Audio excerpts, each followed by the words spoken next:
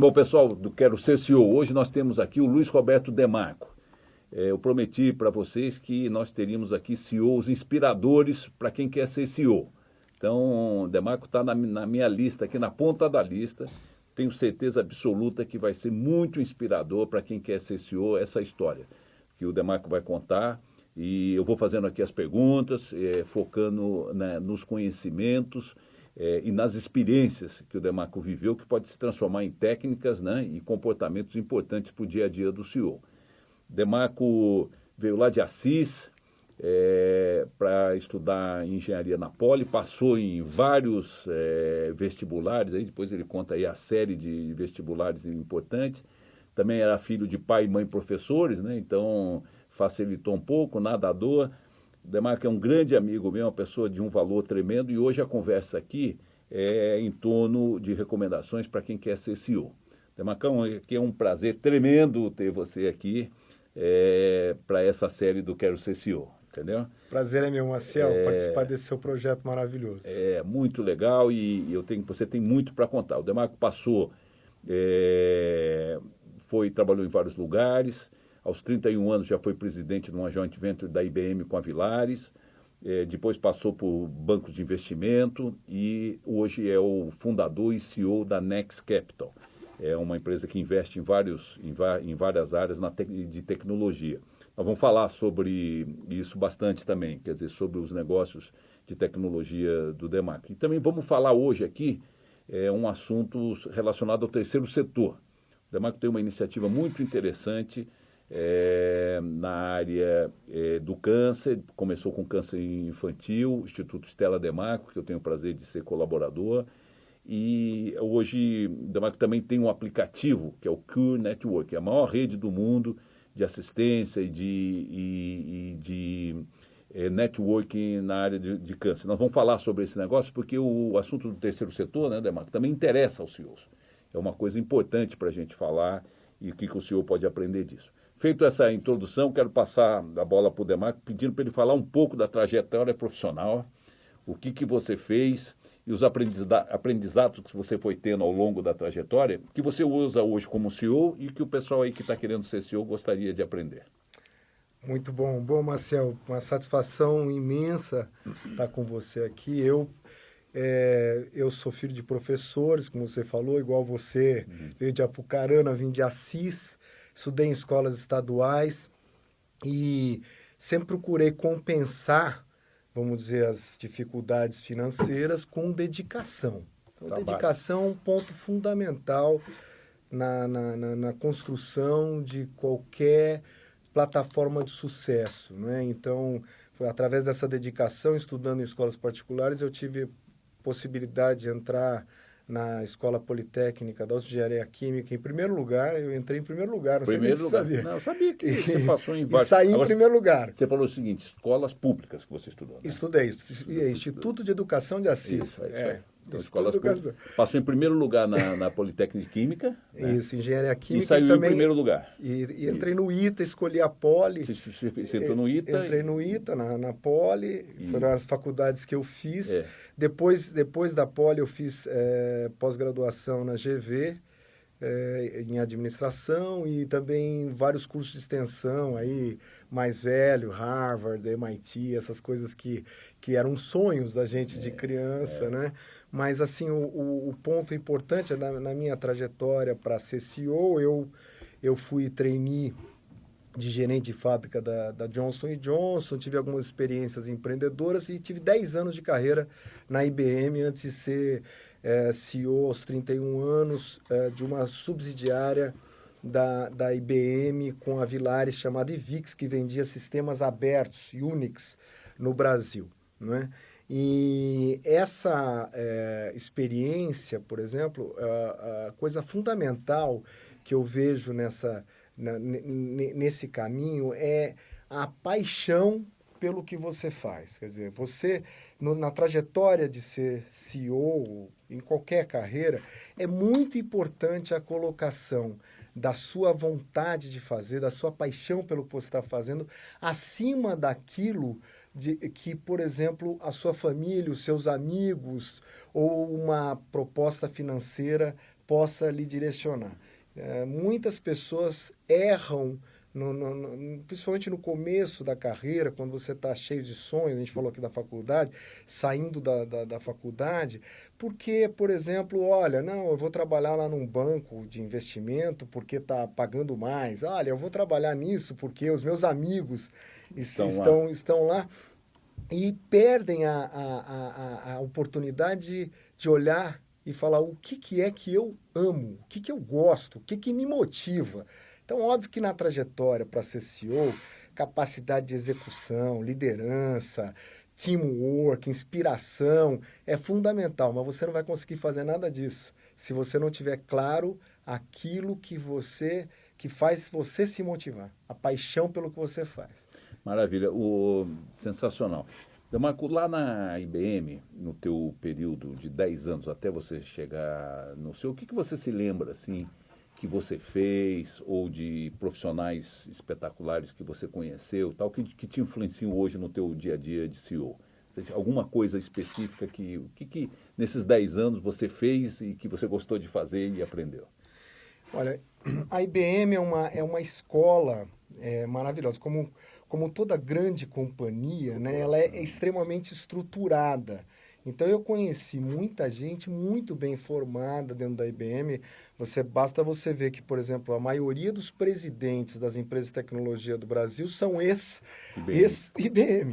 Escola. Escola, é uma escola. Então, eu tive a oportunidade de conhecer desde um australiano chamado Peter Rowley, que eu conheci em Nova York, ou o Mário Betlin, que foi um vice-presidente aqui no Brasil, que me ensinaram muito das projeções de marketing, de como planejar, como se posicionar, como nunca vi na minha vida. Nunca vi esse tipo... Eu me lembro, por exemplo, uma experiência marcante que eu tive. Eu estava em Armonk e conheci o Gerstner no primeiro dia dele como CEO mundial da IBM. Luiz Gerstner. É um cara espetacular e ele naquele momento tentava fazer um turnaround na IBM. A primeira coisa que ele fez foi uma reunião com os presidentes regionais e ele disse o seguinte: você vai vir aqui, você vai me mandar uma folha antes, você vai falar, e você vai vir aqui sem nenhuma preparação. Só com a folha que você me mandou. Porque o pessoal da IBM era acostumado aí naquela época, eram as transparências, um bolo de transparência que bloqueavam o pensamento. E ele falou, não, você vai me dizer qual é o seu plano estratégico aqui, olho no olho. Não é? E isso foi uma revolução dentro da IBM. Eu nunca esqueci disso. E isso norteou, inclusive, o meu trabalho dentro da IVIX. Quando eu assumi a IVIX, por exemplo, Marcel, nós fizemos assim, nós tínhamos 88 colaboradores e não poderíamos aumentar o headcount. Então, o que eu fiz? Eu contratei um monte de estagiário, a companhia vibrava, transformei a companhia em quadrimestre, o ciclo da companhia, porque trimestre naquele período era muito pouco. Então, nós fizemos um quadrimestre para crescer 3 anos em um. Meio Juscelino Kubitschek. E realmente nós pegamos a companhia com um faturamento de 23 milhões de dólares, dando prejuízo, e num ano nós transformamos esse faturamento em 107 milhões de dólares. Foi um dos grandes crescimentos da indústria, quase 5 vezes, né, com resultado. Para você ter uma ideia, eu comprei a parte da Villares naquele momento dessa companhia por 1 milhão de dólares. A companhia valia 2 milhões de dólares e vendemos para a General Electric IT Solutions por 38 milhões de dólares no final desse período. Ou seja, agregou 14 vezes de valor na companhia. Claro que, por exemplo, foi muito importante a participação, o engajamento de todo mundo, mas a gente tinha uma coisa que era o seguinte, a gente tinha muita criatividade dentro da empresa, liberdade para poder errar. Essa é uma coisa fundamental. Se você numa empresa que quer crescer, você não der às pessoas o direito delas errarem, não 2 vezes, né? Duas vezes no mesmo erro, né? Duas vezes no mesmo erro diferente, né? Exatamente. E também nós fizemos uma coisa importante para um início de uma companhia jovem com um CEO jovem, que foi o seguinte, nós montamos lá um conselho. Eu tinha no conselho o Hélio Seibel, da Léo Madeiras, que é um mestre, o Celso Varga, da Freios Varga, e o Stephen Kunitz, que era um articulista da Exame, economista, famoso, etc. E tal, que davam um balanceamento de experiência a uma empresa jovem com um CEO jovem. Quer dizer, eu era com 31 anos, muito jovem, para assumir essa missão, inclusive com a contrapartida de uma IBM muito conservadora por trás, né? Quer dizer, a IVIX, ela foi uma inspiração para novos passos da IBM também, por ela ter uma estrutura separada.